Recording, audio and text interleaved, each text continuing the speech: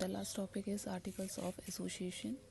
Articles of association क्या है? Second important document है which is prepared by the promoters, जिसे क्या करते हैं? प्रमोटर्स प्रिपेयर करते हैं। द पर्पस ऑफ इनकॉर्पोरेशन करते हैं तो उसके अंदर जब हम क्या करते हैं? मेमोरेंडम ऑफ एसोसिएशन बनाते हैं, उसके बाद इसको प्रिपेयर किया जाता है। इस डॉक्यूमेंट को भी क्या किया जाता है? Along with the memorandum of association and with the other document submitted to the registrar के ऑफिस के अंदर इसे सबमिट करवाया जाता है। Memorandum of association of a company इस एक क्या है? उसका एक असिस्टेंट ये डॉक्यूमेंट है। द आर्टिकल्स ऑफ एसोसिएशन के अंदर इंटरनल रूल्स एंड रेगुलेशंस होते हैं कंपनी के, जिनको यूज़ करके क्या किया जाता है? मेमोरेंडम ऑफ एसोसिएशन के अंदर जो भी क्या है ऑब्जेक्टिव दे रखा है, उस ऑब्जेक्टिव को क्या है अचीव करने में, या उस ऑब्जेक्टिव को क्या कहेंगे हम, फुलफिल करने में क्या होता है? हेल्पफुल होता है। सिर्फ इतना ही है इसके अंदर आर्टिकल्स ऑफ एसोसिएशन के अंदर, ताकि कंपनी को क्या है उन रूल्स एंड रेगुलेशंस के थ्रू क्या किया जा सकता है? फेयरली स्मूथली चलाया जा सकता है, और जो कंपनी का ऑब्जेक्टिव है that can be easily achieved.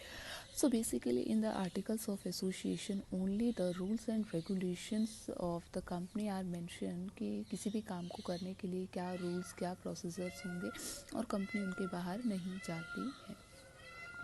Contents क्या होते हैं? कंटेंट के अंदर वही रूल्स एंड रेगुलेशंस है अलग अलग कि किस तरह से शेयर्स को इशू किया जाएगा, किस तरह से, मतलब ये सारे रूल्स ही दे रखे हैं वेरियस से रिलेटेड कि कैसे प्रॉफिट बटेगा, किस तरह से वोटिंग की जाएगी, किसी को लोन किस तरह से देना है।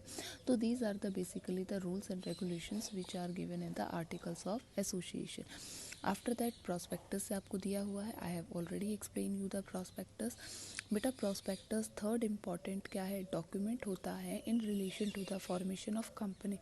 जब हम क्या करते हैं? कंपनी की फॉर्मेशन करते हैं, जनरली प्रॉस्पेक्टस को इशू करती हैं सिर्फ पब्लिक कंपनी। क्यों? क्योंकि पब्लिक कंपनी ही क्या करती हैं? लोगों से मनी जो होता है वो कलेक्ट करती हैं, obtain money from the public. The promoters are the father of company. Company के फादर्स होते हैं जो कंपनी को क्या करते हैं? एग्जिस्टेंस के अंदर लाते हैं। तो जो कंपनी को एग्जिस्टेंस के अंदर लेकर आता है वही क्या करता है? प्रॉस्पेक्टस को इशू भी करता है। जब कंपनी को इशू किए जाता है प्रॉस्पेक्टस, तो जब सर्टिफिकेट मिल जाता है इनकॉर्पोरेशन का, उसके बाद क्या किया जाता है? प्रॉस्पेक्टस इशू किया जाता है। It is the chief source. ये चीफ सोर्स होता है जिसको अटेंशन में लाना ज़रूरी है। पब्लिक को कंपनी का जन्म हो चुका है। इन दिस वे प्रॉस्पेक्टस क्या करता है? कंपनी का एडवर्टाइज करता है, क्योंकि इनकॉर्पोरेशन होते हैं, कंपनी का रजिस्ट्रेशन हो गया तो एक आर्टिफिशियल पर्सन बन गई है, so it is considered as a birth of company. उसके बाद में आ जाता है कि जब कंपनी का क्या किया जाता है?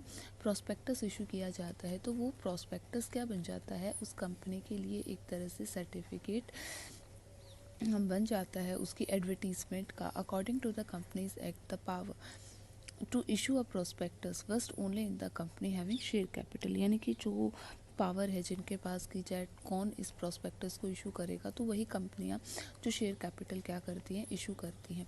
प्राइवेट कंपनी इमीडिएट क्या कर सकती है? कमेंट्स कर सकती है, अपने बिजनेस को शुरू कर सकती है जैसे ही क्या मिल जाता है? उस कंपनी का इनकॉर्पोरेशन रजिस्ट्रेशन हो जाता है। बट और public company it is necessary to collect capital, लेकिन पब्लिक कंपनी के लिए ज़रूरी है कि वो क्या करे? कैपिटल को कलेक्ट करें। If a public company collect capital from the public it will have to issue the prospectus.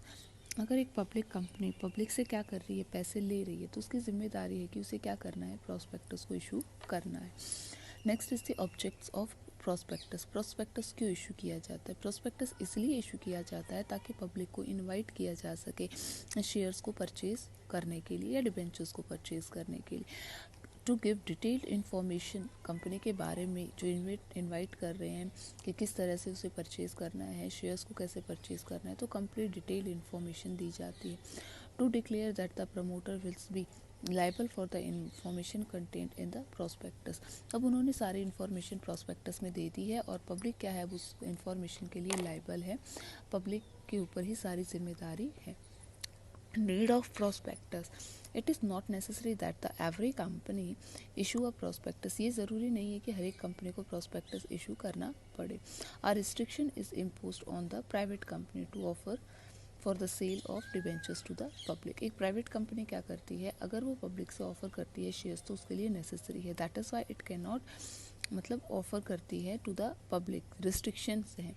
So restriction है, एक प्राइवेट कंपनी नहीं कर सकती है, that is why it can not issue prospectus, और वो इसीलिए प्रोस्पेक्टस इशू नहीं कर सकती है। लेकिन पब्लिक कंपनी जो लिमिटेड बाय शेयर्स होती है उसके लिए नेसेसरी है कि वो क्या कर रही है, लोगों से पैसे ले रही है, so that it is necessary for her to issue आप प्रोस्पेक्टस को इशू करे। If a company limited by the shares capital है, अगर वो क्या करती है, प्रोस्पेक्टस को इशू नहीं करती है, तो in the place of prospectus क्या किया जाता है, statement in lieu of prospectus क्या है, इशू की जाती है।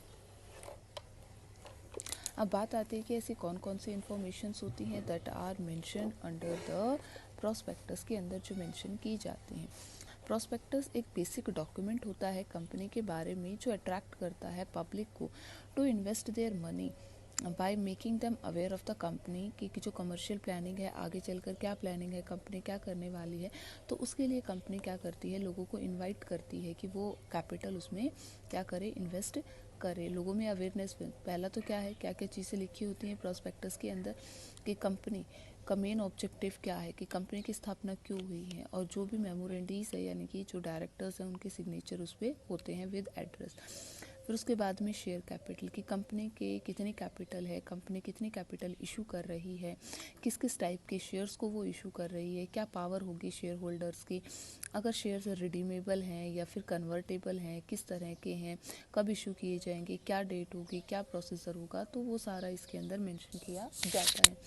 मैनेजरियल पर्सोनल, कि कौन कौन मैनेजर उसके अंदर है, डायरेक्टर्स कौन है, एमडी कौन है कंपनी का, ठीक है, उनके पास कंपनी के कितने शेयर्स हैं, रेमुनरेशन उनको कितनी ची जाती है, तो कंपनी से रिलेटेड ही all the necessary information are here. Minimum subscription की लिमिट क्या होगी, जो कि आपको पहले बता दी गई है। ओपनिंग ऑफ सब्सक्रिप्शन लिस्ट, कब होगी ओपनिंग होगी सर सब्सक्रिप्शन लिस्ट की, कि 5 डेज़ के बाद, इशूइंग प्रोस्पेक्टस के बाद या उससे पहले, तो what ever the amount, application पर कितने मनी देने हैं, अलॉटमेंट के ऊपर कितने देने हैं, तो money payable on the application and allotment, कितना अमाउंट देना है वो अमाउंट मेंशन होता है। If any prospectus has been issued in the last 2 years then the particulars of the, तो अगर लास्ट 2 years के अंदर उसने कोई भी शेयर्स इशू किए हैं तो किन किन को अलॉट किए गए, तो उन सब की पूरी लिस्ट उसमें दी जाती है। शेयर्स और debentures issue for consideration other than cash, कई बार कंपनी क्या करती है बेटा, किसी से हमें पैसे देने हैं, ठीक है, हमने किसी से सामान ले लिया, हम कंपनी, ठीक है, हमें उसे पैसे देने, तो हमारे पास पैसे नहीं है, हम पैसे की जगह क्या कर देते हैं, उसे शेयर दे देते हैं कि भाई तुमने हमें ये सामान दिया तो इसके बदले तुम हमारी कंपनी के ये शेयर्स ले लो, तो वो किसके अंदर आता है, shares other than consideration, cash के अलावा में आता है। The number and the value of those shares and debentures which have issued during the last 2 years for the consideration other than the fully paid हैं, पार्शली हैं, तो वो सारी इन्फॉर्मेशन इसमें मेंशन की जाती है। शेयर प्रीमियम, कई बार क्या होता है बेटा, शेयर्स की जितनी वैल्यू होती है उससे ज़्यादा अमाउंट पे किया जाता है, तो शेयर प्रीमियम कितना देना है, अंडर राइटर्स कौन है, उनको कितना अपॉइंट किया गया है, कितना अमाउंट उन्हें दिया जाएगा, कंपनी के शुरुआती कितने खर्चे हैं, किस किस पर्सन ने, प्रमोटर्स कौन है, ठीक है, ऑडिटर कौन है, ऑडिटर क्या होता है, सीए होगा जो कंपनी के अकाउंट्स को क्या करेगा, चेक करेगा, तो उसकी भी सारी की सारी इन्फॉर्मेशन या ऑडिटर की रिपोर्ट उसके साथ क्या है, देनी ज़रूरी होती है। डिटेल्स बिजनेस की, कि किस तरह का बिजनेस है, कैसा चल रहा है लास्ट ईयर्स के अंदर, मतलब उसकी एक्चुअल उसकी जो पोजीशन है उसे इंडिकेट करना, प्रॉपर्टी एक्वायर्ड कंपनी की कितनी एसेट्स है तो उस चीज़ को मेंशन करना, कितनी एसेट्स कंपनी बिलोंग करती है, रिस्ट्रिक्शंस इन आर्टिकल्स, यानी कि किन किन चीज़ों के ऊपर एसोसिएशन बैन लगा रखा है कि वहाँ पर नहीं मिलेंगे, वोटिंग ट्रांसफ़र नहीं हो सकते हैं, यानी कि रूल्स एंड रेगुलेशंस क्या हैं, तो that was mention in capital और प्रॉफिट रिजर्व, कि कंपनी का जितना भी प्रॉफिट होगा कितना रिजर्व्स के अंदर डाला जाएगा और कितना कंपनी का प्रॉफिट है, तो that date and time of inspection, की बैलेंस शीट और प्रॉफिट एंड लॉस अकाउंट जो कंपनी के हैं उन्हें कब चेक किया जाएगा, किससे वो मटेरियल परचेज करते हैं, तो ये सारी इंफॉर्मेशन इसके अंदर लिखी जाती हैं प्रोस्पेक्टस के अंदर। अब आता है statement in lieu of prospectus. अगर कोई पब्लिक कंपनी क्या करती है, प्रोस्पेक्टस को इशू नहीं करती है, तो उसे क्या करना पड़ता है, statement in lieu of prospectus को इशू करना पड़ता है। ये भी एक प्रोस्पेक्टस की तरह ही एक डॉक्यूमेंट होता है जिसके अंदर वही सारी इन्फॉर्मेशन है। पहले तो ऊपर क्या होगा, when company with the share has not issue, कि उसने क्या है, प्रोस्पेक्टस इशू नहीं किया है। तो ऐसी कंपनी क्या करेगी, statement in lieu of prospectus को इशू करेगी, वो कंपनी जिसने प्रोस्पेक्टस इशू नहीं किया। जब एक प्राइवेट कंपनी क्या करती है, पब्लिक कंपनी के अंदर कन्वर्ट करती है, तो वो प्रोस्पेक्टस की जगह क्या इशू करेगी, statement in lieu of prospectus. अगर होल कैपिटल कंपनी की क्या है, ऑटोमेटिक रिसीव हो जाती है, it does not find necessary to issue a prospectus. अगर एक कंपनी को जितनी कैपिटल चाहिए उतनी उसको मिल जाती है, तो उसे प्रोस्पेक्टस इशू करने की ज़रूरत नहीं है। एक कंपनी जो क्या करती है, डजंट इशू इट शेयर्स और डिवेंचर्स को पब्लिक में इशू नहीं करती है, और क्या करती है, आफ्टरवर्ड करती है उसके बाद में, बट वांट टू डू, पहले तो नहीं किया उसने पब्लिक में शेयर्स को इशू, लेकिन कुछ सालों के बाद वो उसे करना चाहती है, तो उसने पहले तो बनाया नहीं रजिस्ट्रेशन के टाइम तो प्रोस्पेक्टस, तो कंपनी क्या करेगी, अब statement in lieu of prospectus को इशू करती है। When a company has sold it's shares and debentures, जब कंपनी क्या करती है, अपने शेयर्स या डिबेंचर्स पब्लिक को ना देकर अंडरराइटर्स जो होते हैं, ठीक है, उन्हें क्या करती है, सेल करती है, और वो फिर जनरल पब्लिक में करते हैं, तो वो भी प्रोस्पेक्टस उस समय इशू नहीं करते हैं। यानी कि जब सीधे जनता से क्या है, नहीं किए जाते हैं तब। एक तो जब पब्लिक कंपनी इशू करती ही नहीं है, दूसरा जब प्राइवेट कंपनी पब्लिक कंपनी में कन्वर्ट होती है तब प्रोस्पेक्टस इशू नहीं होता है। जब सारी कैपिटल कंपनी को ऑटोमेटिक मिल जाती है तो उसे शेयर इशू करने की ज़रूरत नहीं है, तो वो प्रोस्पेक्टस इशू नहीं करती है। एक कंपनी पहले जिसने क्या है, इशू नहीं किए थे शेयर्स, लेकिन वो अब चाहती है इशू करना, तो उसके पास प्रोस्पेक्टस उसने इशू नहीं किया हुआ। तो इन सभी केसेस के अंदर बाद में क्या है, प्रोस्पेक्टस इशू हो नहीं सकता है, तो उसकी जगह क्या किया जाता है, statement in lieu of prospectus issue किया जाता है। वो सारी इन्फॉर्मेशंस जो प्रोस्पेक्टस में दी जाती हैं, वो सभी इन्फॉर्मेशंस क्या की जाती हैं, इसके अंदर भी प्रोवाइड की जाती हैं, दी जाती हैं, किसके अंदर, statement in lieu of prospectus के अंदर